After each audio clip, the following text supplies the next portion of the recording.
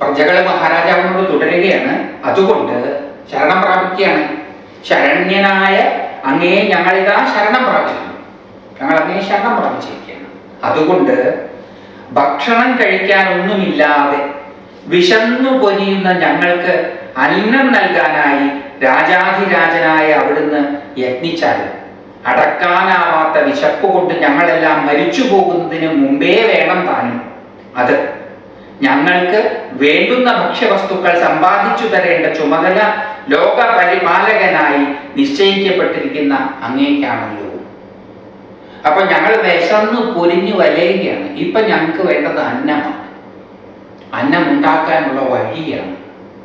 ആ വഴി അങ്ങ് ഞങ്ങൾക്ക് കാണിച്ചു തരണം. അതുകൊണ്ട് ഭക്ഷണം കഴിക്കാൻ ഒന്നുമില്ലാതെ വിശന്നു പൊരിയുന്ന ഞങ്ങൾക്ക് അന്നം നൽകാനായി രാജാധിരാജനായ അവിടുന്ന് യത്നിച്ചാലും ഞങ്ങൾക്ക് അന്നം കിട്ടണമെങ്കിൽ ഞങ്ങൾ അന്നം കിട്ടത്തക്ക വിധത്തിൽ പ്രവർത്തിക്കാൻ ഉള്ള വഴി ഉണ്ടാകണം. നേരത്തെ പറഞ്ഞു ഞങ്ങള്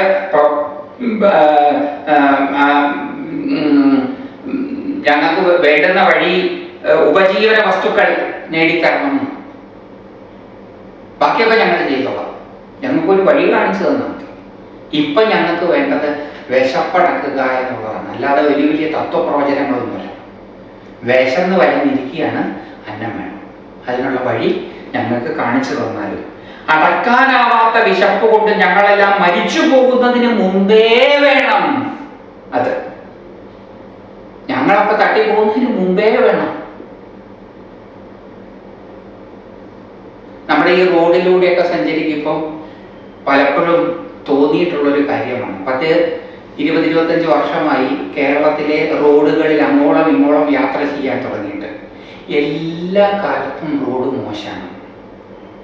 ഒന്നുകിൽ ഇവിടെ ശരിയായാൽ അവിടെ മോശമാവും, അവിടെ ശരിയായാൽ ഇവിടെ മോശമാകും. കേരളത്തിൽ ഒരിടത്തും സുഖമായിട്ട് ഒറ്റയടിക്ക് സഞ്ചരിക്കുവാൻ ഇതുവരെ കഴിഞ്ഞിട്ടില്ല. എവിടെയെങ്കിലുമൊക്കെ റോഡുകൾ മോശമായിരിക്കും. അപ്പോൾ എപ്പോൾ തിരക്കിയാലും പറയണത് വികസിക്കുകയാണ്, നാട് വികസിച്ചു കൊണ്ടിരിക്കുന്നത് കൊണ്ടാണ് ഈ ബുദ്ധിമുട്ടുന്നതാണ്. അപ്പം എന്നെ പോലെയുള്ള പ്രായമായവർക്ക് ഒരു ചിന്ത സ്വാഭാവികമായിട്ടും ഉണ്ടാകും, ഞങ്ങളൊക്കെ മരിച്ചു പോകുന്നതിന് മുമ്പ് ഈ വികസനത്തിൻ്റെ ഭാഗ്യം അനുഭവിക്കാൻ സാധിക്കുമോ? അതോ എല്ലാ തലമുറകളിലും വികസനത്തിൻ്റെ പേരിൽ ഈ ബുദ്ധിമുട്ടുകൾ ഈ നാട്ടിലെ മനുഷ്യർ അനുഭവിക്കേണ്ടി വരുമോ? നമ്മൾ ടാക്സ് കൊടുക്കുന്നവരാണ്, റോഡ് ടാക്സ് ഒക്കെ അടയ്ക്കുന്നവരാണ്. നമ്മൾ അടയ്ക്കുന്ന റോഡ് ടാക്സ് കൊണ്ട്, ഞാനൊരു ഉദാഹരണമായിട്ടാണ് റോഡ് പറയുന്നത്, നമുക്ക് ഗുണമുണ്ടാകണ്ടേ? അപ്പൊ അതാണ് ഇവരിവിടെ ഓർമ്മിപ്പിക്കുന്നത്.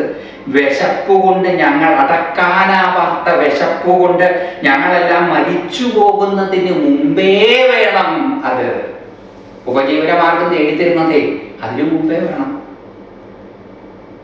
വരാൻ പോകുന്ന 10 തലമുറയ്ക്കപ്പുറമുള്ളവർക്ക് സുഖമായി സഞ്ചരിക്കുവാൻ 9 തലമുറകൾ ബുദ്ധിമുട്ടനുഭവിക്കണം എന്ന് പറയുന്നതിൽ എന്ത് വികസനമാണ് ഉള്ളത്? ഞങ്ങൾക്ക് വേണ്ടുന്ന ഭക്ഷ്യവസ്തുക്കൾ സമ്പാദിച്ചു തരേണ്ട ചുമതല ലോകപാലകനായി നിശ്ചയിക്കപ്പെട്ടിരിക്കുന്ന അങ്ങേക്കാണല്ലോ. ഞങ്ങൾക്ക് ഭക്ഷ്യവസ്തുക്കൾ സമ്പാദിക്കണം, അതിന് ഞങ്ങൾ പ്രവർത്തിക്കണം. ആ പ്രവർത്തിക്കാനുള്ള വഴി ഞങ്ങൾക്ക് ഉണ്ടാക്കി തരേണ്ടത് അങ്ങാണ്. അങ്ങേ ലോകപാലകൻ. ലോകം എന്ന് പറഞ്ഞാൽ ജനം എന്നൊരർത്ഥവുമുണ്ട്. ജനങ്ങളെ പരിപാലിക്കുന്ന ആള് അങ്ങാണല്ലോ. അപ്പൊ അങ്ങ് അതിനൊരു വഴി ഉണ്ടാക്കി തന്നാലും. മൈത്രേയ ഉവാച. മൈത്രേയൻ തുടർന്ന് പറയുകയാണ്. മൈത്രേയ മുനി പറഞ്ഞു, കുരുകുലോത്തമ, വിതുരരെ വിളിക്കുന്നതാ, കുരുകുലോത്തമ, പ്രജകളുടെ ദയനീയ സ്ഥിതി നേരിട്ട് കാണുകയും അവരുടെ ദീനവിലാപം കേൾക്കുകയും ചെയ്ത പൃഥു ചക്രവർത്തി ദീർഘനേരം ഗാഠമായ ചിന്തയിൽ മുഴുകി. ഭൂമിയിൽ ആഹാര പദാർത്ഥങ്ങൾക്ക് ദൗർലഭ്യമുണ്ടാകാനുള്ള കാരണം അദ്ദേഹത്തിന് മനസ്സിലായി. ഇപ്പോഴത്തെ ഈ ദുസ്ഥിതി ഉണ്ടാകാനുള്ള കാരണം എന്താണ് എന്ന് അദ്ദേഹം ചിന്തിച്ചു. അല്ലാതെ തൻ്റെ ഖജനാവിൽ നിന്ന് ഈ വിശക്കുന്നവർക്കെല്ലാം മാസാമാസം ഇത്ര നാണയങ്ങൾ പോകട്ടെ എന്നല്ല അദ്ദേഹം തീരുമാനിച്ചത്. തൻ്റെ അടുത്ത് വന്ന് ദയനീയ സ്ഥിതി പറയുക മാത്രമല്ല, അത് നേരിട്ട് കാണുകയും ചെയ്തു. വിശന്ന് വലഞ്ഞു നിൽക്കുന്നവര് അവരെ കണ്ടാൽ അറിയാം. അത് നേരിട്ട് കണ്ടു. തൻ്റെ പ്രജകളുടെ ദയനീയ സ്ഥിതി നേരിട്ട് കണ്ടു. അവരുടെ ദീനവിലാപം കേട്ടു. അപ്പൊ പൃഥു മഹാരാജാവ് എന്ത് ചെയ്തു? ദീർഘ നേരം ഗാഠമായ ചിന്തയിൽ മുഴുകി. അല്ലാതെ വെറുതെ ആഹാര പദാർത്ഥം ഓരോ പേര് കൊടുക്കാൻ അദ്ദേഹം തീരുമാനിച്ചില്ല. ഇതിന്റെ കാരണം എന്താണെന്ന് അദ്ദേഹം അന്വേഷിച്ചു. ഈ ദുസ്ഥിതിയുടെ കാരണം എന്താണ് എന്ന് അദ്ദേഹത്തിന് മനസ്സിലായി. ഭൂമിയിൽ ആഹാര പദാർത്ഥങ്ങൾക്ക് ദൗർലഭ്യം ഉണ്ടാകാനുള്ള കാരണം അദ്ദേഹത്തിന് മനസ്സിലായി. ഇനി എന്താണ് ചെയ്യേണ്ടതെന്ന കാര്യം അദ്ദേഹത്തിന്റെ ബുദ്ധിയിൽ തെളിഞ്ഞു വന്നു. ക്രുദ്ധനായ ചക്രവർത്തി തന്റെ വില്ല് കയ്യിലെടുത്തു. ത്രിപുരഹന്താവായ ഭഗവാൻ ശ്രീ പരമേശ്വരനെ പോലെ ഭൂമിയുടെ നേർക്ക് ശരം തൊടുത്തു.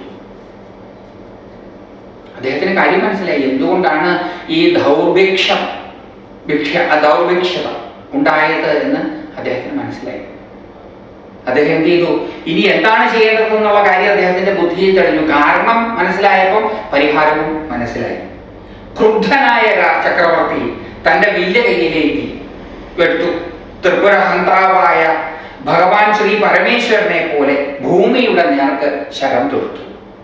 ആയുധവും ഉയർത്തിപ്പിടിച്ച് നിൽക്കുന്ന മഹാരാജാവിനെ കണ്ടതോടെ ഭൂമിദേവി ഭയം കൊണ്ട് കിട്ടുകിട്ടാ വിറച്ചു. വേട്ടക്കാരനാൽ പിന്തുടരപ്പെടുന്ന മാൻപേടയെ പോലെ ഭയഭീതയായ ഭൂമി, ധർമ്മനിഷ്ഠനായ ചക്രവർത്തി ഗോവധത്തിന് ഒരുമ്പടില്ല എന്നുറപ്പിച്ച് ഗോരൂപത്തെ ധരിച്ച് പലായനം ചെയ്യാൻ തുടങ്ങി. ഭൂമി വേണ്ടതുപോലെ ഫലഭൂയിഷ്ഠയല്ല എന്നുള്ളതാണ് അദ്ദേഹം കാരണം കണ്ടെത്തിയത്. ഈ ദുർഭിക്ഷയുടെ കാരണം ഭൂമിയുടെ ഫലഭൂയിഷ്ഠതയില്ലായ്മയാണ്. അപ്പൊ ഇതിനെന്താ പരിഹാരം ചെയ്യേണ്ടത്? ഭൂമിയെ ഫലഭൂയിഷ്ഠമാക്കണം. അതിന് അദ്ദേഹം രണ്ടും കൽപ്പിച്ചിറങ്ങി. അപ്പൊ കഥ പറയുമ്പോഴാണ് ഇങ്ങനെ പറയുന്നത്. അത് കണ്ട് പേടിച്ചു പോയി ഭൂമി. ആയുധവും ഉയർത്തിപ്പിടിച്ചു നിൽക്കുന്ന മഹാരാജാവിനെ കണ്ടതോടെ ഭൂമിദേവി, അത് കഥയുടെ ഭാഗം കൂടിയാണ്. അപ്പോഴല്ലേ കഥയ്ക്ക് ഒരു രസം ഉണ്ടാവുള്ളൂ. അല്ലെങ്കിൽ സ്ഥിതിവിവര കണക്ക് പറയുന്ന പോലെ. അപ്പൊ കഥയ്ക്ക് ഒരു രസം ഉണ്ടാകാനും കൂടിയാണ് ഇതില് ചേരുംപടി ചില ചേരുവകളെല്ലാം ചേർക്കുന്നത്.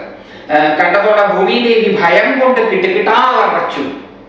വേട്ടക്കാരനാൽ പിന്തുടരപ്പെടുന്ന മാൻപേടയെ പോലെ ഭയഭീതയായ ഭൂമി, ധർമ്മനിഷ്ഠനായ ചക്രവർത്തി ഗോവധത്തിനൊരുമ്പടില്ലെന്നുറപ്പിച്ച് ഗോരൂപം ധരിച്ച് പലായനം ചെയ്യാൻ തുടങ്ങി. ഭൂമിദേവി അപ്പം എന്ത് ചെയ്തു? ഇയാൾ പശുവിനെ കൊല്ലുകയല്ല. ഇന്നത്തെ കാലത്ത് ഭൂമിക്ക് ആ രൂപവും എടുക്കാൻ പറ്റുമോ എന്നുള്ളത് സംശയമാണ്. ഇന്ന് ഏത് രൂപം ഭൂമി എടുത്താലും തട്ടിക്കളയും. അതിനെല്ലാം നമുക്ക് കാര്യകാരണങ്ങളുണ്ട് എന്നുള്ളതാണ്. അന്ന് അങ്ങനെയല്ല. അന്ന് ചില കാര്യങ്ങൾ ചിലർ ചെയ്യില്ല. അതിന് വേറെ കാരണമൊന്നുമില്ല.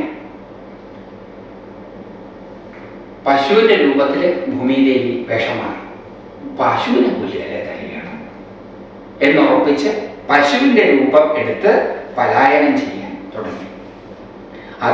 അത് കണ്ട് ഒന്നുകൂടി കുപിതനായ അദ്ദേഹത്തിന്റെ കണ്ണുകൾ വർദ്ധിച്ച ക്രോധത്താൽ അത്യധികം അരുണവർണ്ണമാകുന്നു. ഗോരൂപം പൂണ്ട ഭൂമിദേവി എങ്ങോട്ടെല്ലാം ഓടി രക്ഷപ്പെടാൻ ശ്രമിച്ചോ അങ്ങോട്ടെല്ലാം ആ പൃഥു ചക്രവർത്തിയും വില്ലിൽ തൊടുത്ത ശരവുമായി അവളെ പിന്തുടർന്നു. ഭൂമിയെ വെറുതെ വിട്ടില്ല, രക്ഷപ്പെടാൻ സമ്മതിച്ചില്ല. കൊന്നില്ല, പക്ഷെ രക്ഷപ്പെടാൻ സമ്മതിച്ചില്ല. പശുവിന്റെ രൂപത്തിൽ ഓടി. അത് കണ്ടപ്പോൾ പൃഥു മഹാചക്രവർത്തിക്ക് ദേഷ്യം വന്നു. അദ്ദേഹം തന്റെ കയ്യിൽ ഏന്തി നിൽക്കുന്ന വില്ലിൽ നിന്ന് അദ്ദേഹം ശരങ്ങൾ ഉതിർത്തു. എങ്ങോട്ടെല്ലാം ഭൂമി ഓടി രക്ഷപ്പെടാൻ ശ്രമിച്ചുവോ അങ്ങോട്ടെല്ലാം ആ പൃഥു ചക്രവർത്തിയും വില്ലിൽ തൊടുത്ത ശരവുമായി അവളെ പിന്തുടർന്നു. ആ ഭൂമിദേവി എല്ലാ ദിക്കുകളിലും വിദിക്കുകളിലും ഭൂമിയിൽ എല്ലായിടത്തും സ്വർഗത്തിലും അവയുടെ മധ്യത്തിലുള്ള ആകാശത്തുമെല്ലാം പാഞ്ഞു നടന്നു. കഥയിൽ ചോദ്യമില്ല. ഭൂമി പശുരൂപമെടുത്ത പിന്നെ ഈ പൃഥുമഹാചക്രവർത്തിയും പ്രജകളും എവിടെയാണ് നിൽക്കുക എന്നുള്ള ചോദ്യമൊന്നുമില്ല. ഇത് കഥയാണ്. കഥ കേൾക്കുന്നത് പോലെ കേൾക്കണം. ആവശ്യമില്ലാത്ത ചോദ്യങ്ങൾ കഥ കേൾക്കുമ്പോൾ ഉണ്ടായാൽ കഥയിലൂടെ കേട്ടു മനസ്സിലാക്കേണ്ട തത്വങ്ങൾ ഗ്രഹിക്കാനുള്ള ഭാഗ്യമില്ലാതെ വരും. അപ്പം ഒരു ശിശുവിൻ്റെ നിർമ്മലമായ മനസ്സോടുകൂടി കഥ കേൾക്കണം.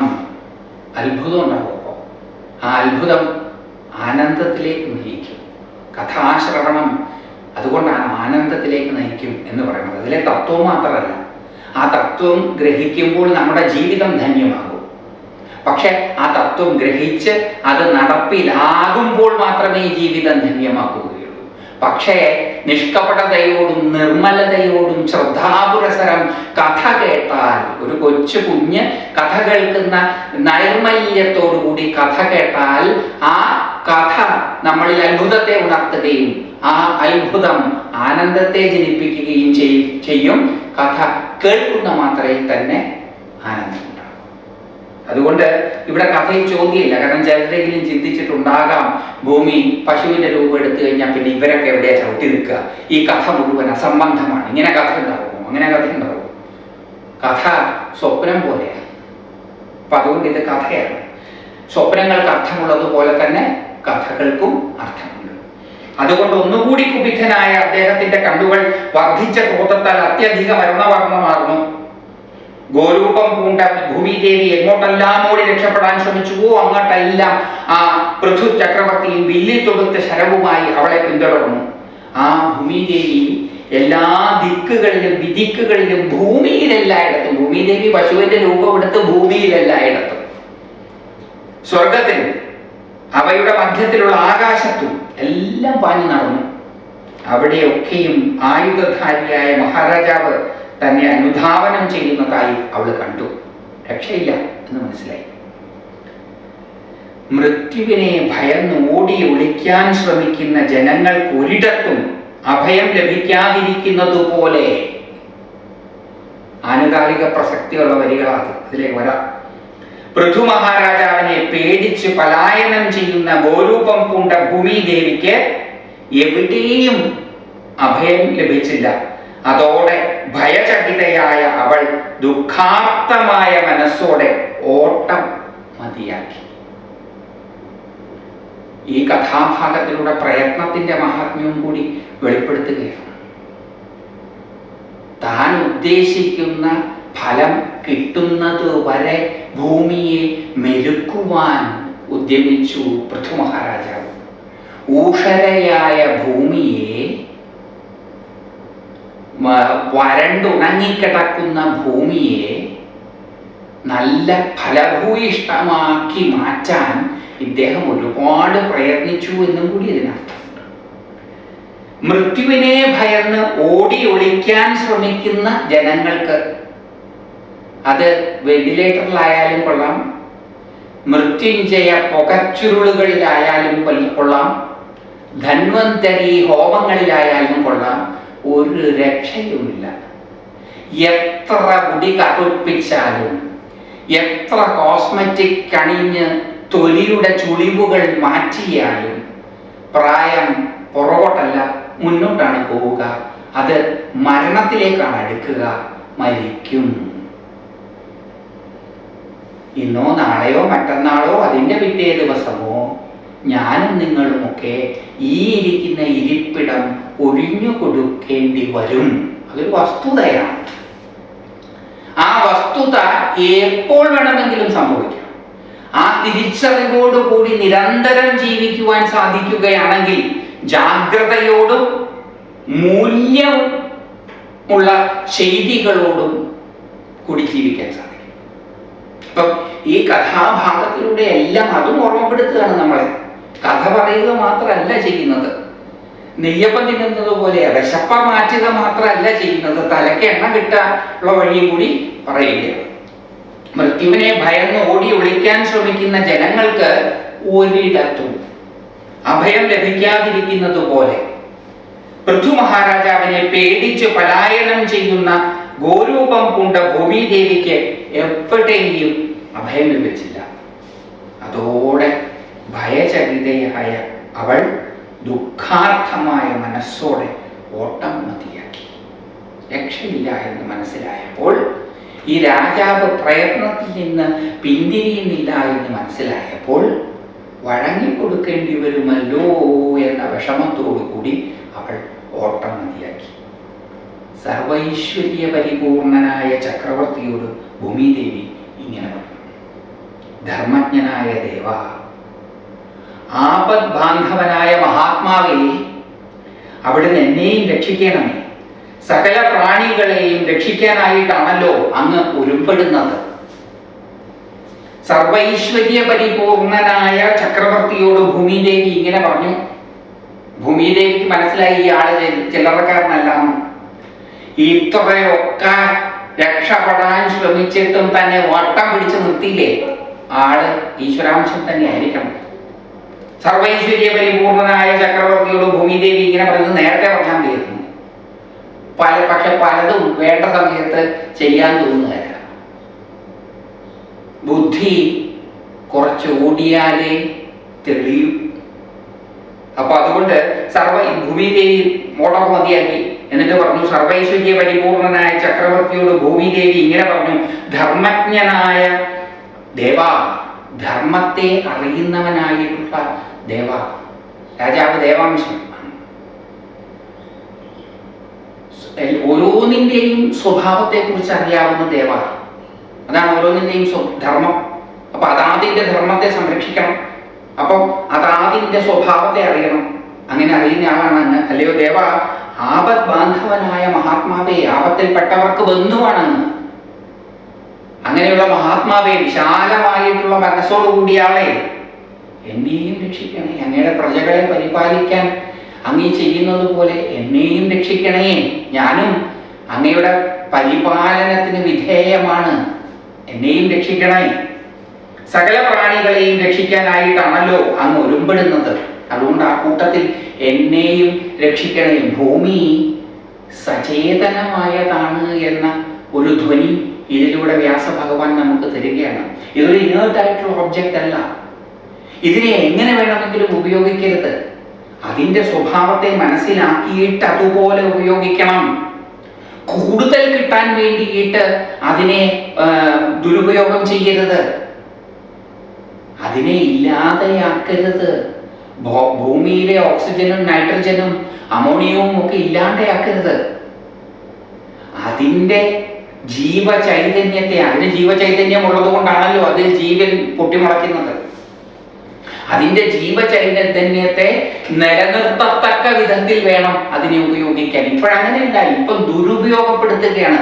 കൂടുതൽ കിട്ടാൻ വേണ്ടിയിട്ട് പലതരത്തിലുള്ള രാസവളങ്ങളും ഇട്ട് ഭൂമിയെ ശ്വാസം മുട്ടിക്കുകയാണ്. ലിറ്ററലി ശ്വാസം മുട്ടിക്കുകയാണ്. പലയിടത്തും ഭൂമിയെ നമ്മൾ ടെസ്റ്റിന് അയച്ചു കൊടുത്തു കഴിഞ്ഞാൽ ഓക്സിജൻ കണ്ടന്റ് വളരെ കുറവാണ്. ഭൂമിക്ക് ഓക്സിജൻ ഇല്ല, ഭൂമിയിൽ നൈട്രജൻ ഇല്ല.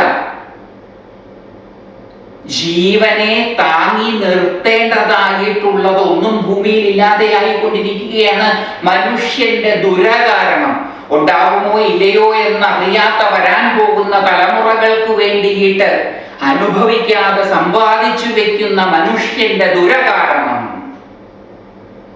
ഭൂമി വധിക്കപ്പെട്ടുകൊണ്ടേയിരിക്കുകയാണ്.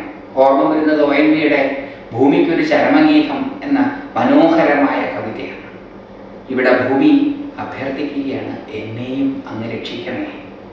അത് ഓരോ രാജാവിൻ്റെയും ഉത്തരവാദിത്വമാണ്. പ്രജാപരിപാലനം പോലെ തന്നെ ഉത്തരവാദിത്വപ്പെട്ടതാണ് ഭൂമി പരിപാലനം.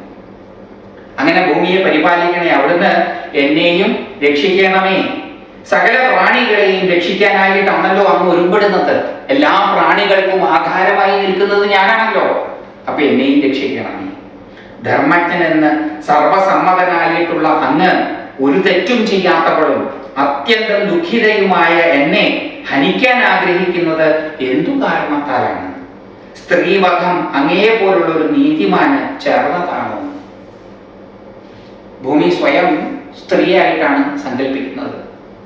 കാരണം സ്ത്രീയിലാണ് സൃഷ്ടി നടക്കുന്നത്, സ്ത്രീയിലാണ് വൈവിധ്യം നിലനിൽക്കുന്നത്. സ്ത്രീ ജീവവംശത്തിന്റെ മാതാവും കൂടിയാണ്. അവിടെ അദ്ദേഹത്തെ ഓർമ്മിപ്പിക്കുകയാണ്, ധർമ്മജ്ഞൻ എന്ന് സർവസമ്മതനായിട്ടുള്ള ആളാണെന്ന്. എല്ലാവർക്കും അറിയാം, അങ്ങേക്ക് എല്ലാത്തിൻ്റെയും സ്വഭാവത്തെ കുറിച്ച് നന്നായിട്ട് അറിയാം. ഒരു തെറ്റും ചെയ്യാത്തവളും അത്യന്തം ദുഃഖിതയുമായ എന്നെ ഹനിക്കാൻ ആഗ്രഹിക്കുന്നത് എന്ത് കാരണത്താലാണ്?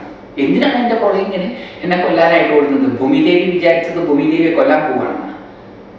ഈ രാസവളവുമായിട്ടൊക്കെ ലോറികള് നമ്മുടെ വളപ്പിലേക്ക് കയറുമ്പം ഭൂമിദേവി ഇതേപോലെ മാൻപേട, വേട്ടക്കാരന്റെ മുമ്പിൽ വിറയ്ക്കുന്ന മാൻപേടയെ പോൽ വിറയ്ക്കുന്നുണ്ടാകാം. സെൻസിറ്റിവിറ്റി ഒട്ടുമില്ലാത്ത നമുക്ക് നമ്മുടെ ഉറ്റവരുടെയും ഉടയവരുടെയും മനസ്സിനെ അറിയാൻ സാധിക്കാത്ത നമുക്കെങ്ങനെയാണ് ഈ ഭൂമിയുടെ മനസ്ഥിതിയെ അറിയുവാൻ സാധിക്കുക? ഒരു സെൻസിറ്റിവിറ്റിയും ഇല്ലാത്ത, ഒരു സെൻസും ഇല്ലാത്ത പ്രവൃത്തികളാണ് നമ്മൾ ചെയ്തുകൊണ്ടിരിക്കുന്നത്. അപ്പൊ ഭൂമി പേടിച്ചതിൽ വലിയ തെറ്റൊന്നുമില്ല. അന്നും ഇന്നും ഒക്കെ ഭൂമിക്ക് പേടിയാണ്. എന്നെ കൊല്ലാൻ വരികയാണ് ഇവരെല്ലാം കൂടി എന്ന്. കാരണം എൻ്റെ ഓക്സിജൻ കുറഞ്ഞു, എൻ്റെ നൈട്രജൻ കുറഞ്ഞു, എൻ്റെ അമോണിയം കുറഞ്ഞു, ജീവനെ താങ്ങി നിർത്താനുള്ള എൻ്റെ ശേഷി കുറഞ്ഞു വരികയാണ്. അപ്പൊ ഭൂമിക്ക് അങ്ങനെ തോന്നിയാൽ തെറ്റൊന്നും പറയാൻ പറ്റില്ല. ഭൂമി പറയാണ്, എന്നെ ഹനിക്കാൻ ആഗ്രഹിക്കുന്നത് എന്ത് കാരണത്താലാണ്? സ്ത്രീവധം അങ്ങേപ്പോലുള്ള ഒരു നീതിമാന് ചേർന്നതാണ്. സ്ത്രീയെ വധിച്ചാൽ എന്താ കുഴപ്പം? സ്ത്രീയെ വധിച്ചാൽ വംശത്തെ വധിക്കുകയാണ്. പുരുഷനെ വധിച്ചാൽ ഒരു വംശത്തെ വധിക്കുന്നില്ല. പക്ഷെ ഒരു സ്ത്രീയെ വധിച്ചാൽ വംശത്തെയാണ് ഇല്ലാതെയാക്കുന്നത്. അതുകൊണ്ട് ചോദിക്കുകയാണ്, സ്ത്രീവധം ഒരു നീതിമാന് ചേർന്നതാണോ?